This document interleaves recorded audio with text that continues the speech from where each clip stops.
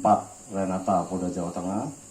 Di antaranya adalah bahwa saksi yang kita ajukan hanya satu, tetapi yang sebetulnya bahwa saksi yang sudah kita ajukan terdiri dari 4 orang saksi. Kalau dilihat hanya dari KUHP satu, tetapi ada jurisprudensi yang dapat digunakan, yaitu putusan Mahkamah Konstitusi pasal nomor 65, bukan pasal, nomor 65 tahun 2010. Kemudian terkait dengan bukti visum, ya, kami mendapatkan visum yang dilakukan tidak pada orang yang seharusnya divisum. Hal ini salah satu alasan yang saya sampaikan adalah bahwa sejak kasus ini dilaporkan kepada Komnas Perlindungan Anak, yang bersangkutan alias D tinggalnya sudah dipindahkan di daerah Magelang.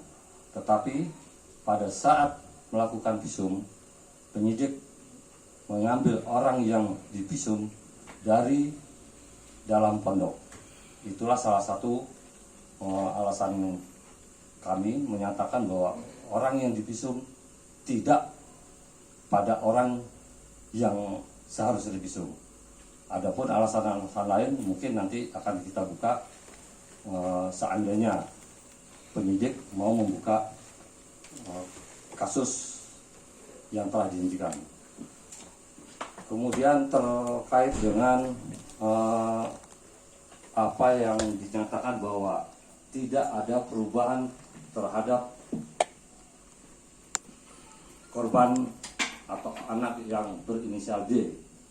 Sementara kami belum mengetahui atau mendapatkan informasi bahwa terhadap anak tersebut telah dilakukan pemeriksaan oleh psikolog, sehingga menurut saya ini penting karena untuk mengetahui yang sebenarnya bagaimana perubahan terhadap baik kejiwaan atau fisik atau dalam kehidupan sehari-harinya. Dan yang keempat adalah dinyatakan tidak ada perubahan ekonomi. Ini juga menimbulkan pertanyaan, dari mana penyidik menyatakan itu.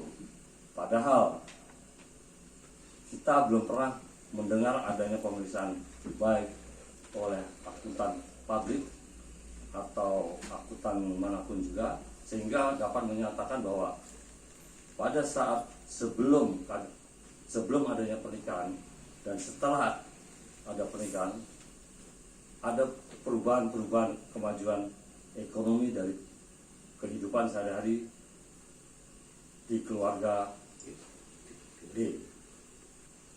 Kemudian kita melihat waktu penyidikan sangat relatif singkat dan cepat, sehingga menurut saya penyelidikan itu dihentikan dengan secara terburu-buru atau terlalu prematur. Karena apa? Dinyatakan bahwa saksi yang sudah diperiksa adalah 18 orang. Padahal kita ketahui bersama kondisi dari bulan Maret sampai bulan Juni itu kondisi dalam keadaan COVID, sehingga untuk melakukan pemeriksaan terhadap 18 orang saksi itu sangat singkat, sangat cepat. Nah, yang menjadikan pertanyaan kembali bagi kami, penyelidikan dihentikan tanpa mempertimbangkan bagaimana masih adakah keterangan atau masukan-masukan baik dari pihak tersangka ataupun bukan tersangka, masukan-masukan dari pihak pelapor atau terlapor yang perlu didalami. Di sini kami sudah memberikan masukan tentang adanya visum yang diduga tidak dilakukan pada orang yang sebenarnya, yang seharusnya oleh penyidik ditindaklanjuti, lakukan visum terhadap yang wajib divisum dengan minta pendampingan baik dari pihak Komisi Perlindungan Anak atau pihak-pihak yang mempunyai kewenangan untuk memperhatikan anak, sehingga tidak akan menimbulkan kecurigaan-kecurigaan bahwa yang divisum adalah sesuai dengan apa yang dituju.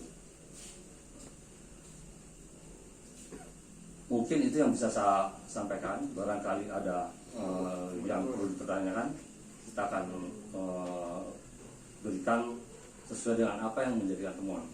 Dan selama kami melakukan pengumpulan bukti-bukti, alhamdulillah ormas dari PP selalu mendampingi. Artinya kami bisa pertanggungjawabkan atas kebenarannya, dan saya berharap untuk Bapak Kapolda Jawa Tengah agar dibuka kembali.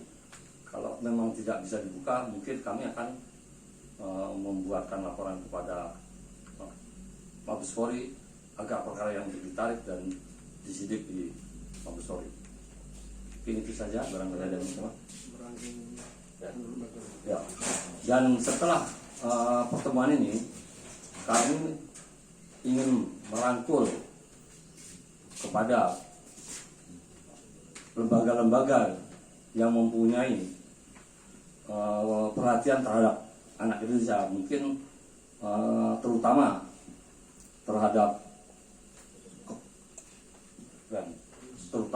terhadap Komnas Perlindungan Anak Jawa Tengah, karena yang saya dengar juga sudah melaporkan tetapi tidak mendapat tindak lanjut yang baik, atau ya juga dihentikan juga, sehingga mungkin kami perlu merangkul seluruh organisasi, seluruh lembaga yang memiliki tugas atau kewajiban untuk melindungi anak-anak kita untuk masa depan, karena anak-anak kita saat ini adalah generasi penerus untuk masa depan.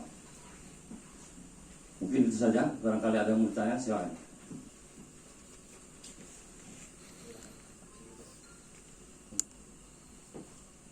Mungkin dari wartawan, silakan. Perkenalkan, nama saya Bro Wibowo dari media SKO Masa Pos. Saya ingin menanyakan hasil dari pembelajaran singkat ini, apakah yang kita inginkan untuk dibuka kembali kaitan perkara yang berada di C7 tersebut, Bapak. Terima kasih. Ya, terima kasih. Ya, kami menghendaki seperti itu. Artinya penghentian penyelidikan tersebut sangat prematur.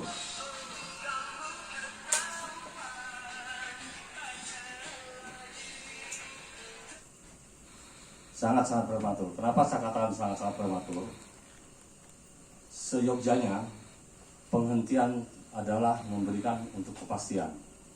Penghentian tindakan penyidik itu adalah memberikan kepastian. Entah itu penghentian terhadap penyelidikan ataupun penghentian terhadap penyidikan. Ada lidik, ada penyidikan. Nah, kami berharap dan kami sudah mengirimkan surat keberatan atas penghentian penyelidikan. Akan tetapi sampai saat ini kami sudah berkirim surat 5 kali, tidak satupun ada yang dijawab. Itu yang membuat tanda tanya besar, ada apa?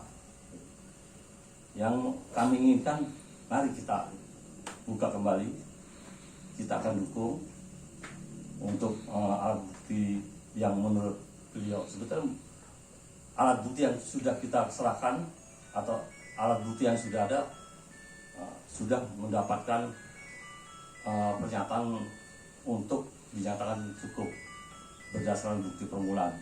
Dan kami sudah buat surat tembusan ke Kompolnas, ke Menteri Perdagangan Wanita, dan alhamdulillah yang sudah masuk kami adalah dari Kompolnas dan dinyatakan cukup, dan kami diminta untuk menyerahkan bukti-bukti yang kita miliki, karena tempo hari kita hanya mengirimkan tembusan saja, pemberitahuan bahwa ada keluhan dari pihak kita. Mungkin insya Allah dalam waktu dekat apa yang diminta dari Kompolnas akan kita penuhi dan segera akan kita serahkan. Terima kasih. Berapa lagi? Pak, pernahkah ada surat yang ditujukan ke Polda tembusan ke Mabes Polri maupun Presiden Republik Indonesia yaitu Pak Joko Widodo untuk menangani kasus ini, Pak? Terima kasih.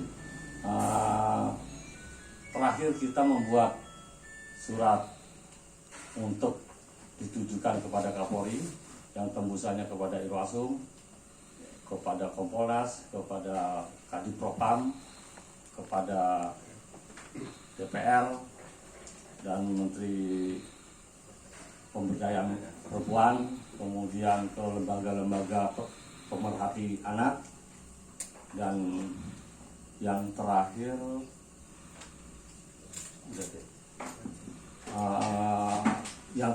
kita mengirimkan terakhir adalah surat permintaan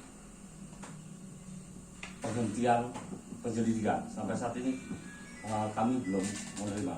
Seharusnya kalau memang sudah dilakukan penghentian, maka penyidik wajib memberikan surat pemberitahuan penghentian penyelidikan yang dilampiri surat penetapan, surat perintah penghentian penyelidikan, berikut resumenya itu yang akan menjawab dari mana, dari sisi mana, dan bisa menceritakan apa alasan-alasan yang pada akhirnya menetapkan untuk dihentikan. Nah, ada lagi? Assalamualaikum warahmatullahi wabarakatuh.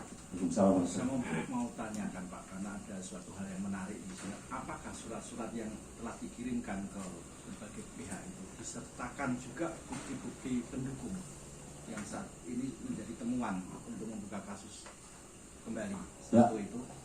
Yang kedua, dari hal tersebut tadi ada hal yang menarik, bahwasannya ditemukan bukti bahwasannya terjadi pewaktulan data ya, fakta yang ada bahwa telah terjadi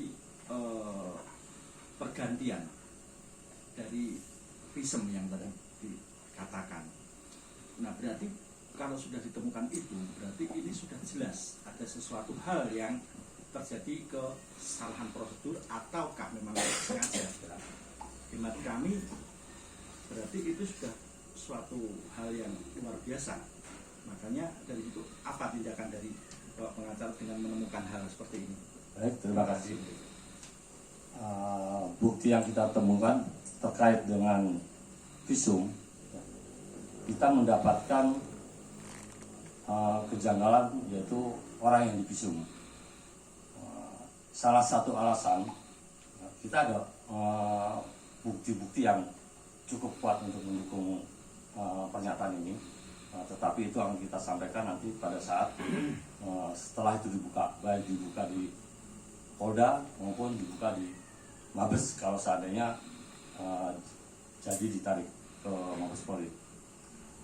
Ini saya sampaikan kepada penyidik untuk mau membuka kembali, ya, dengan harapan kita juga tidak tahu, tidak bisa serta-merta bahwa ini adalah permainan atau tidak menutup kemungkinan juga barangkali dari pihak terlapor ya, memberikan orang yang divisum tanpa diketahui oleh yang lain, karena pada saat melakukan visum ini ya, seharusnya minimal ajak atau sertakan pelapor, karena yang mengetahui anak yang menjadi korban atau alias si D ini, yang mengetahui adalah baik dari pihak korban ataupun baik dari pihak pelapor, seharusnya seperti itu. Nah, tidak menutup kemungkinan juga dari pihak terlapor yang memberikan data atau memberikan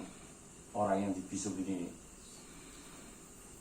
lain, artinya penyidik tidak mengetahui, karena penyidik tidak mengetahui terus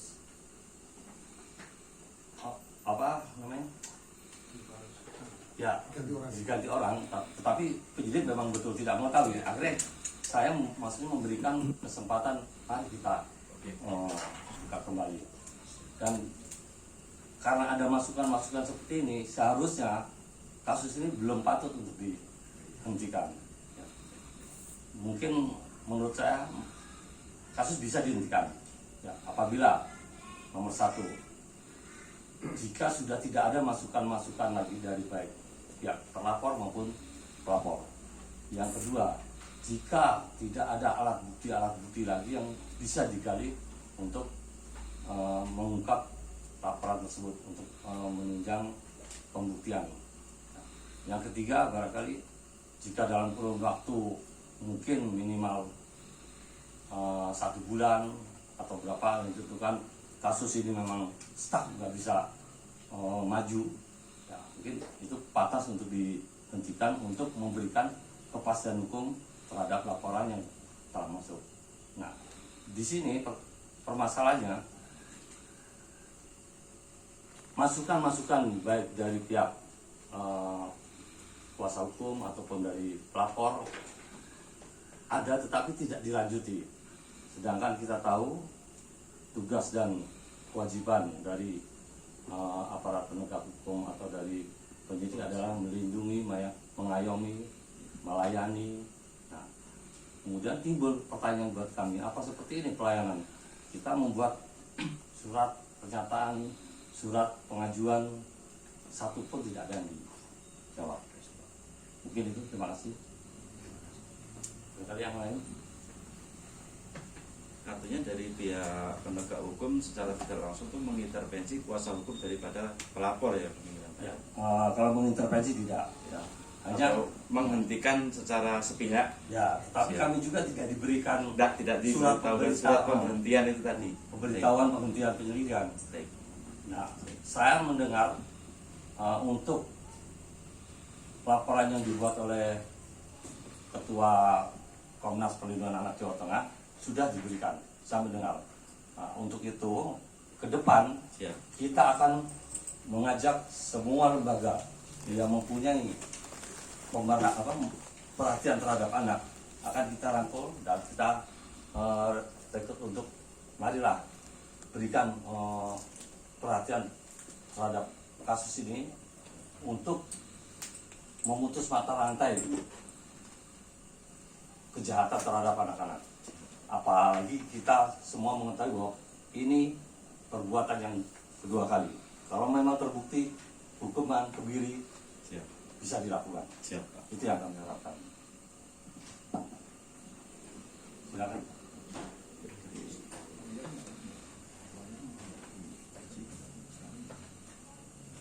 Emang nggak apa-apa, nggak bayarin kok. Dari pihak Apa? Tambah lagi. Bentar.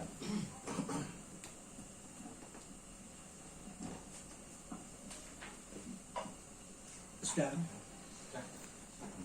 Sebentar, tadi ada telepon masuk. bentar mas. Iya bentar dulu. Yo Pak Songko. Baik, saya lanjutkan, mohon maaf. Iklan sejenak. Pariwara. Jadi berarti sebagai lawyer dari pihak pelapor tidak diberikan asid ataupun tembusan untuk penghentian. Ya. Baik, gimana itu? Justru itu yang kita sesalkan. Padahal dalam Undang-Undang Nomor 18 Tahun 2003 Pasal 17 di sana sudah dikatakan bahwa advokat berhak menerima informasi, data, dan dokumen yang ada demi kepentingan kliennya. Kalau dikatakan tidak tahu tentang aturan undang, ya sangat mustahil. Itu undang-undang diumumkan dari tahun 2003. Ya. Undang-undang Undang-Undang Nomor 18 pada pasal 17. Mungkin rekan-rekan wartawan saya yakin bisa ikut membantu ya, karena terwujudnya keadilan itu juga tidak lepas dari peran rekan-rekan di Republik Indonesia ini. Artinya marilah kita bersama untuk berbuat menciptakan bahwa adil itu pasti.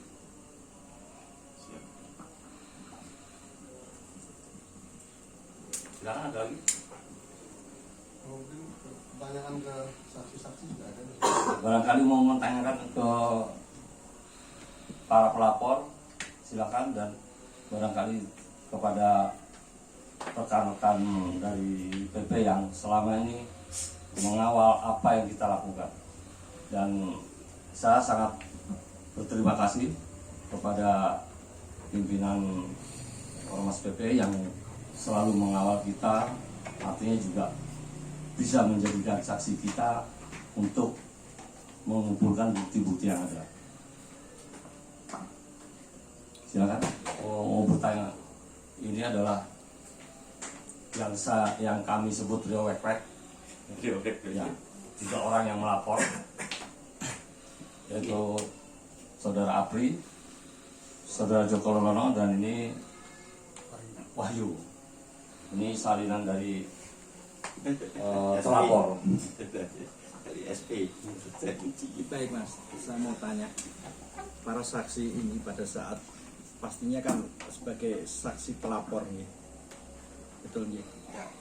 Apakah pada saat setelah memberikan keterangan ke penyidik dalam hal ini, setelah itu terjadi suatu intervensi atau terjadi suatu hal yang mengintervensi keberadaan saksi ini untuk mengkaburkan fakta yang terjadi, atau ada tekanan-tekanan dari pihak luar?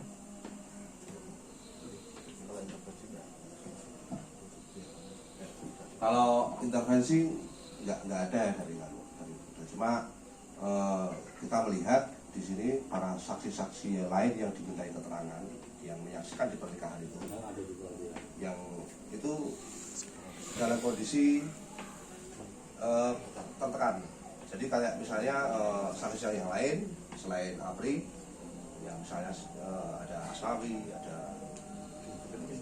intervensi, nggak ada yang mengakui, nggak ada yang mengenal bahwa ini Apri ada di situ, sudah berteman selama 20 tahun, kan janggal kan itu ya.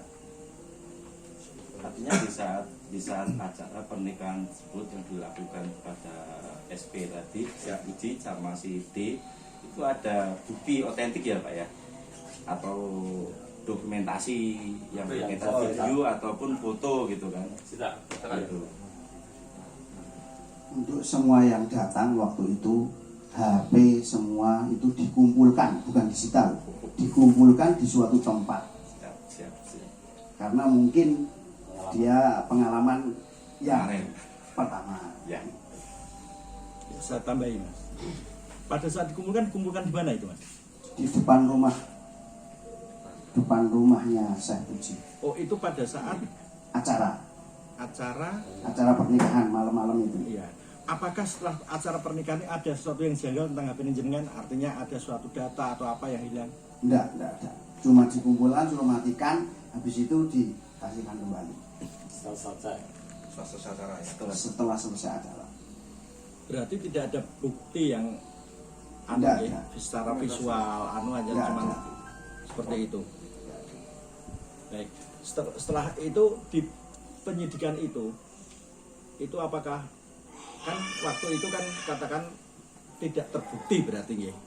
Pada saat penghentian perkara berarti kan saksi dianggap tidak memenuhi, lemah atau katakanlah unsurnya tidak memenuhi. Nah, pada saat itu ada suatu hal pertanyaan yang dipandu apa enggak? Sama Diarahkan enggak? penyidik. Iya. Enggak ada.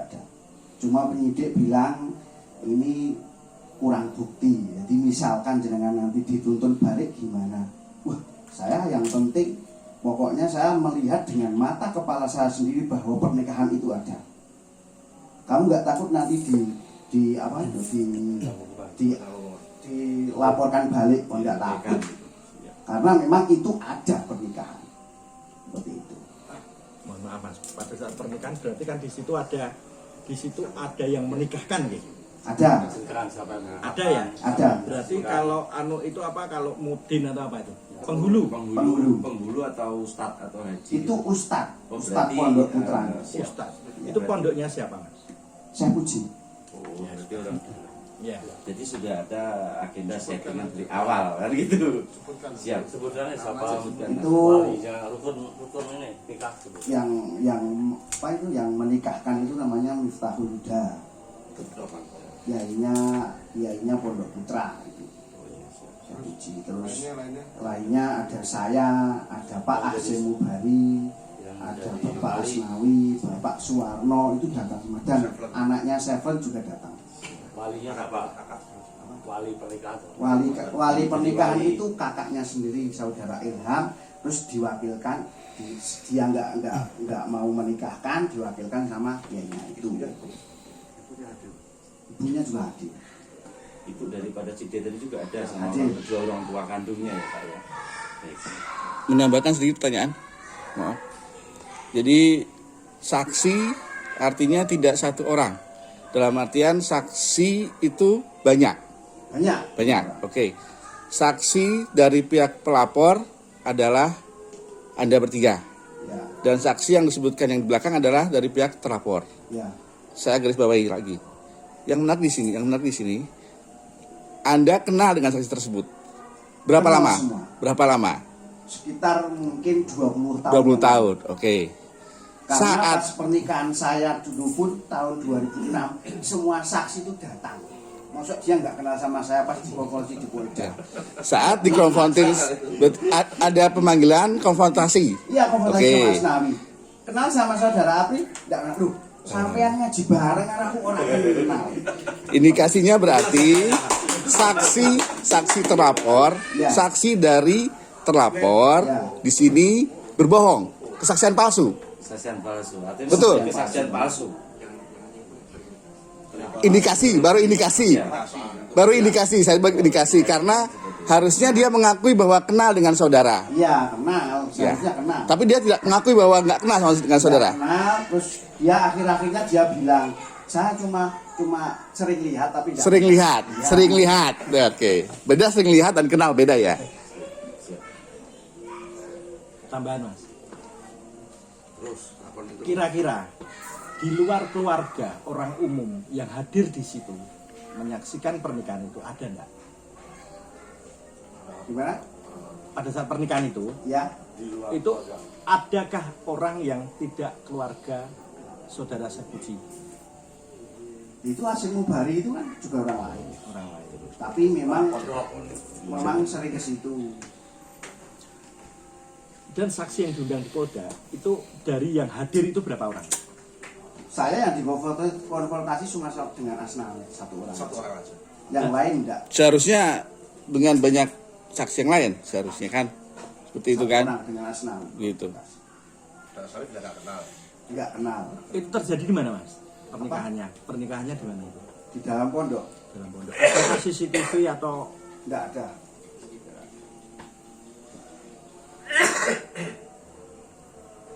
Dari pihak si penghulu atau mungkin itu sudah ikut di timnya terlapor ya Pak ya. Semua ya. Ya orang dalam semua.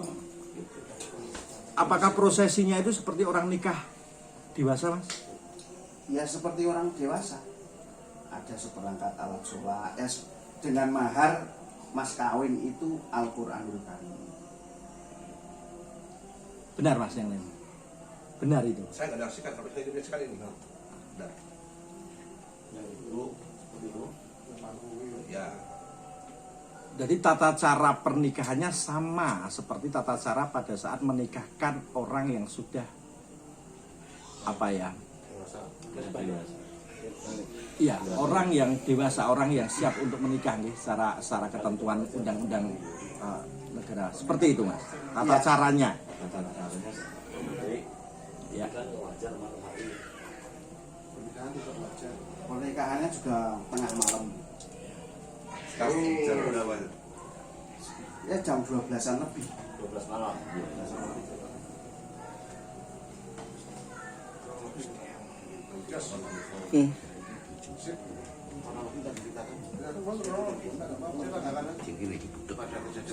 Pada kejadian waktu itu sekitar jam 9 malam ya, saya itu memang ditelepon ya, lewat HP saya, ditelepon suruh datang ada acara mujadah doa bersama. Saya nggak tahu kalau ada pernikahan dan saya pun datang. Datang di sana sudah komplit, semua saksi-saksi itu memang sudah ada komplit. Saya belakangan datangnya karena rumah saya Ambarawa. Terus datang, terus habis itu langsung tempat sudah dipersiapkan. Habis itu jam 12 lebih lah semua kumpul pada di situ. Terus kakaknya si Ilham itu suruh nikahkan, tapi saya tidak bisa. Saya wakil aja sama yang ini yang suruh nikahkan, terus saya wakilkan. Terus habis itu prosesi akad nikah terus dilaksanakan dengan mahar Al-Quran. Habis itu doa bersama, habis itu pulang ke rumahnya Syekh Puji, terus makan-makan bersama. Satu lagi Pak dari saya, mungkin yang terakhir dalam pertanyaan dari saya. Setelah hajat acara pernikahan tersebut, inisial D dengan inisial SP tadi, apakah sudah berbaur di satu rumah atau terpisah kembali setelah itu Pak?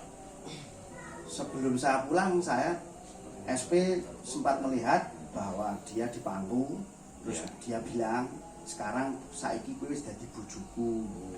Kalau di panggung sama dicium di depan semua saksi dan ibunya. Iya saya. Terus habis itu menjelang subuh kami pulang, tapi tahu itu maksudnya di situ terus apa enggak saya enggak tahu karena saya habis itu pulang ke Jambi. Waktu itu saya kerjanya di Jambi. Ini untuk saksi saudara Wahyu. Jadi pertanyaannya, yang Anda persaksikan itu apa? Oh ya, waktu saya masih kerja di sana, usahanya Sepuji, pernah melihat D ini di bangku simpan saya, bangku di situ sambil dipeluk sambil dicium-cium, ya sambil sama-sama di tanya di guyon lah sama saya gitu. SPK tanya sama D ini, aku karo Wahyu bagus sopo. Kita masih ingat itu. D jawabnya bagus seh. Sampai itu sampai sekarang. Pada saat kejadian tersebut ada siapa saja? Ada beberapa karyawan, memang cuma saya lupa kan ya.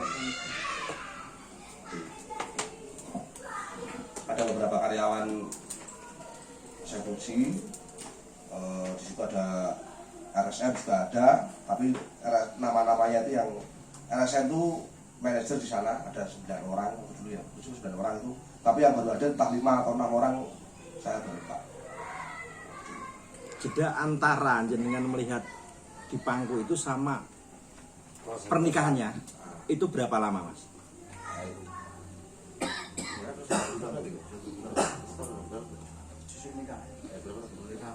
Nah itu lupa kalau yang itu saya sejarah perkiraan ya 2